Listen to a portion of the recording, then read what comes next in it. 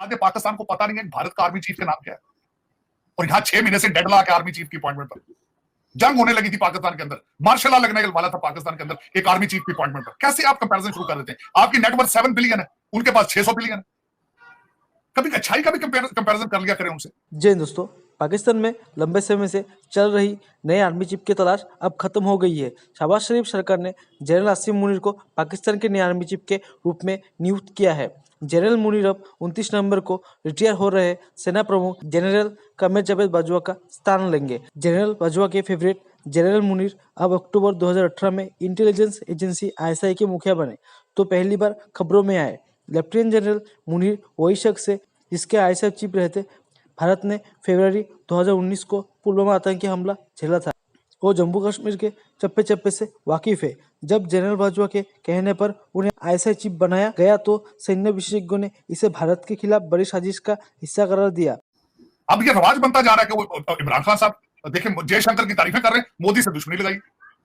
अब यहां भी ये मोदी की बात, वो भारत के इंसानी हकूक की खिलाफवर्जी, तो अपने इंसानी हकूक के बारे में कुछ बात करें आप। 25 करोड़ लोग भूख से मरने वाले हैं, 4 करोड़ लोग खुले आसमान के नीचे बैठे हैं। ये इंसानी हकूक का जो है वो तजाद नहीं है। ये आप आपने अपने शहर जो 4 करोड़ है वो अबेंडन कर दिए। ये इंसानी हकूक की पामाली नहीं है, और फिर उनकी बात भी नहीं करनी। आपके पास देने को कुछ नहीं है, लेकिन उनसे जाके देखें तो सही, वो जिंदा के मर गए हैं। एक ऐसा मुल्क है जो भूख नंग से बहुत बुरे हालात हैं। वहां के सदर पाकिस्तान अपना दरबार, उन्होंने कहा, फैसला किया कि दरबार, बल्कि जाने से पहले, मेरी इंफॉर्मेशन के हिसाब से जाने से पहले सबरी उनसे साइन करा ली गई थी, लेकिन एक इलामती तौर पर उन्होंने अपना सारा काफिला साथ लिया, एम्बुलेंसें रोकी उन्होंने, लोग रस्ते में बेचारे बिलखते रहे, ट्रैफिक जाम की गई। हजूर जो है वो इस्लामाबाद एयरपोर्ट पहुंचे, वहां से एक भूखे मुल्क का प्यारा लिया गया, लाहौर गया, फिर वहां पे लाहौर पे एम्बुलेंसें रोकी गई, ट्रैफिक रोकी गई, और जुनाब जो है वो मुगल आजम के दरबार में पेश हुए। 40 मिनट के लिए उन्होंने सजदा नकूर रहे। उन्होंने कहा कि जा अब मिर्जापुर की गद्दी जो है मैं उसको जाके साइन कर दूं। हालांकि साइन करके गए थे। इस ड्रामे की क्या जरूरत थी? एक डेवलपिंग कंट्री जिसके अंदर ना पानी पीने को है, ना बिजली है, ना खाना है, वहां पे ये हुकूमत के खर्चे पे जहाज को इस तरीके से उड़ाना, जिस तरह आप उबर में बैठे हैं, कुछ शर्म नहीं इन लोगों को आती? अच्छा, अब आगे चलते हैं। अब मैं ये बताना चाहूंगा कि 2 लोग जो मेरिट के लिहाज से पहुंचे, बल्कि मेरी एक हम्बल रिक्वेस्ट होगी नए आर्मी चीफ साहब को और साहिर मिर्जा साहब को, अगर आप मेरिट पे आए हैं तो इन लोगों को भी मेरिट का कुछ सिखाएं। ये जो आपकी पैदावार है, जो आपके बच्चे पैदा आपने कर लिए हैं, आज मुझे किसी ने कहा, आज किसी ने मुझे इमरान खान साहब और बाजवा साहब की तस्वीर भेजी तो साथ नीचे लिखा था कि अगर मुझे पालना नहीं तो पैदा करने की क्या जरूरत है? तो ये हर सियासतदान जो पाकिस्तान का आपने पैदा किया, भुट्टो से लेकर ये हमारे मिस्टर हैंडसम तक। लेकिन अब इनको भी कुछ सिखाएं आप, इनको ब्लेम ना करें। बाजवा साहब ने अपनी स्पीच के अंदर अगले दिन फरमा दिया है कि इस पाकिस्तान के अंदर सियासी शिकस्त थी, कौम को हमारा शुक्रिया अदा करना चाहिए कि हमने वहां पे हथियार डाले थे। बाजवा साहब इस तरह ना करें प्लीज। पाकिस्तान का हर सियासतदान आपने पैदा किया है, हर सियासतदान। अयूब खान क्या था, किस तरह आया? एक जहाज के हादसे की वजह से वो पावर में आया, किस तरीके से उसके बच्चे ने तबाहियां फेरी, और अभी तक उसका पोता कैबिनेट के अंदर है। और मैं गारंटी से कह देता हूं पाकिस्तान के अंदर चिड़िया पर नहीं मार सकती आपकी मर्जी के बगैर। और मैं यहां यह कहना चाहूंगा, बल्कि बिलखुसूस उन्होंने अपनी तकरीर के अंदर कई चीजों की एडमिशन किया। उन्होंने कहा हमने सारा मुल्क हमने तबाह किया है, लेकिन फरवरी के अंदर हमने फैसला कर लिया था कि अब हम चादर लेके तो यहां से राइट कर देंगे।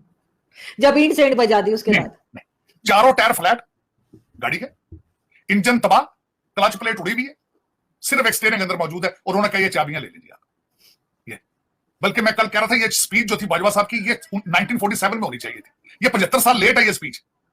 गाड़ी खत्म है इस वक्त, गाड़ी रुक चुकी है। गाड़ी इस तरीके से अब्यूज की गई 75 साल कि अब उसके अंदर सख्त कुछ नहीं रही। बाजवा साहब इस तरह ना करें उसके साथ। और मैं एक क्वेश्चन, बल्कि मैं इसी सेगमेंट के अंदर मैं इस पे मुसलसल रिसर्च कर रहा हूं, सोचो और फिक्र कर रहा हूं इस चीज को सोचने के लिए कि ये कहते हैं कि हम सियासत से निकल जाएंगे। क्या आप सियासत से निकल के गुजारा कर पाएंगे? क्या ये पाकिस्तान के अंदर सियासतदान आपके बगैर गुजारा कर पाएंगे? ये दोनों तरफ से है। क्या पाकिस्तान आपके चलाने के बगैर पाकिस्तान चल पाएगा? आप जिस तरीके से 75 साल इसको चलाते रहे हैं, अच्छा आप सियासत से निकल गए तो कारोबार से क्यों नहीं निकलते? फिर आपके कारोबार फौजी फेडरेशन, आपके प्रोजेक्ट किस तरह चलेंगे? जिसका निशानदेही की थी उस खातून ने, डॉक्टर आयशा ने, वो कायदे आज़म यूनिवर्सिटी वाली ने, मिलिट्री गैंग, उसकी खिताब आई से तो 15 साल पहले आपने यहां रिलीज नहीं होने दी। वो लंदन से जाकर रिलीज हुई थी बुक। पाकिस्तान के हर बिजनेस में सियासत से निकल जाएंगे तो पाकिस्तान के कारोबार क्या करेंगे आप? या तो कारोबार से भी निकले आप। और वो जो आपने हर डिपार्टमेंट के अंदर फौजी बिठाए हुए हैं, जिनको आप रिटायरमेंट के बाद उनको गिफ्ट करते हैं, हर डिपार्टमेंट का इंचार्ज तो ब्रिगेडियर है, वो कर्नल रिटायर है। उसका क्या करेंगे आप? ना पाकिस्तान का बगैर आपके बगैर अब गुजारा है, ना सियासत का आपके बगैर गुजारा है, ना आपका सियासत के बगैर गुजारा है। ये लिखा जा चुका है। और दूसरी एक चीज ये होती है, और मैं छोटी सी बात, किसी नशई पाउडरी को जब आप हीरोइन से हटाते हैं तो उसको यकलफ नहीं कहते कि छोड़ दो, वो विड्रॉल से मर जाता है। आपने एमक्यूएम बनाते हैं, आप बाप पार्टी बनाते हैं, आप बलोचिस्तान की गवर्नमेंटें गिराते हैं, सेनेट के अंदर इलेक्शंस के आप बूथ के अंदर आप कैमरे लगाते हैं, इतने लोग आज तक उनकी डेड बॉडीज नहीं मिल रही हैं। तो मुझे ये बताएं कि किस तरह आगे निजाम चलेगा? आप मैनेज करते हैं। आपको सिद्दीकी साहब ने कहा था, सिद्दीकी साहब जो जस्टिस सिद्दीकी साहब, उन्होंने कहा था कि तुमसे एक जज नहीं मैनेज हुआ। ये वर्ड मैनेज आपने इजाद किया था। आप इसको मैनेज करें प्लीज। ये जो बच्चे आपने पैदा कर दिए हैं, इनको सिखाएं, मेरिट सिखाएं, इनको इस्लाम सिखाएं, इनको बैठ के पाकिस्तान सिखाएं। और आज एक सबसे बड़ा मेरी रिक्वेस्ट होगी, मैं मिन्नत करूंगा नए आर्मी चीफ से कि खुदारा इस सियासत में से इंपोर्टेड लोग निकाल दो, डुअल सिटीजन। और कोई बंदा सियासत या आला ओहदे के ऊपर ना आए जिसके बीवी बच्चे पाकिस्तान के अंदर मौजूद नहीं है और जिनके पास डुअल सिटीजनशिप है, अगर पाकिस्तान बचाना चाहते हैं। अगर क्योंकि 25 करोड़ लोग वो जिहाद चाहते हैं, वो पाकिस्तान नहीं बचाना चाहते। क्या जरूरत, मेरा ये क्वेश्चन है आज, मैं पूछना चाहता हूं 25 करोड़ लोगों से, क्या आपको जिहाद की जरूरत है? क्या आपको जिहाद का मतलब पता है? और जो आपने 25 मई को आके इस्लामाबाद के अंदर आपने जो दरख्त जलाए थे, हालते जंग में इस्लाम कहता है कि आपने दरख्त नहीं काटना, आपने फसल नहीं काटनी। आपने आके आधे इस्लामाबाद के दरख्त जला दिए थे, ये अमीरुल मोमिनीन के साथ, ये अमल बिन मारूफ के जो काफिले आए थे 25 मई को, उन्होंने आधे इस्लामाबाद के दरख्त जला दिए थे। आपको जिहाद का क्या पता क्या चीज होती है? आपने इस्लाम को बदनाम कर रहे हैं। और उसमें आरजू मैं आगे चलना चाहूंगा कि नए आर्मी चीफ के पास कौन सा एक ऐसा फार्मूला है कि आते दूध की नहरें और शहद की नहरें चलनी शुरू हो जाएंगी? क्या फार्मूला है उसके पास? आंखें बंद करें, आप देखें खान साहब आ जाते हैं दोबारा, मुराद सईद जैसे 5-6 और 25-25 साल के मिनिस्टर साथ लेके आ जाएंगे, जुल्फी बुखारी साहब आ जाएंगे, उस्मान बुजदार आ जाएगा, फरदौस आशिक अवान आ जाएगी। और यार कैसी बातें कर, ये पाकिस्तान का हल नहीं। और पाकिस्तान का हल इंडस्ट्रियल रेवोल्यूशन है, पाकिस्तान का हल है। इसको पांव पे किस तरह खड़ा करना है तुमने, ये हल है। और इस हल का आज तक ना किसी, बाजवा साहब ने अपनी तकरीर में सारी सफाइयां पेश की।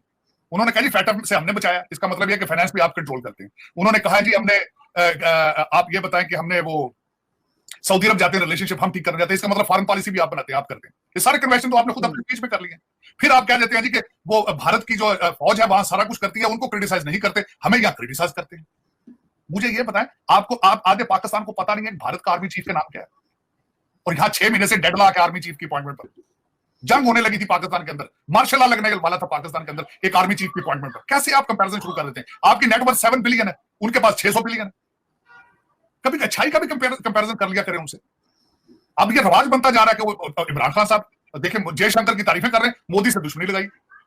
अब यहां भी ये मोदी की बात, वो भारत के इंसानी हकूक की खिलाफवर्जी, तो अपने इंसानी हकूक के बारे में कुछ बात करें आप।